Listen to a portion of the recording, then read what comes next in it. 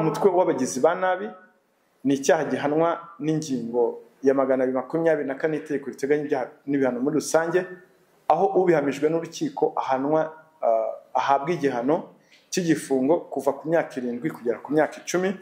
Naho icyaha cyo kwihesha ikintu cy'undi hakoreshejwe uburiganya gihanwa n'ingingo y'174 itegeko riteganya ibyaha n'ibihano muri rusange, aho ubihamijwe n'urukiko igihano ahabwa ni igihano cy'igifungo kuva ku myaka 2 kugera ku myaka 3, ariko hakiyongeraho n'ihazabu y'amafaranga ari hagati ya $3,000,000 na $5,000,000.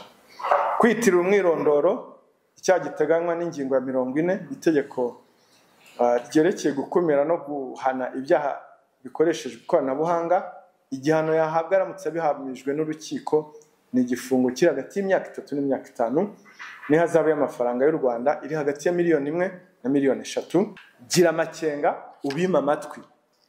Iyi ni campaign twatangije yo kuvuga ngo tubima amatwi. Kubima amatwi bivuga iki?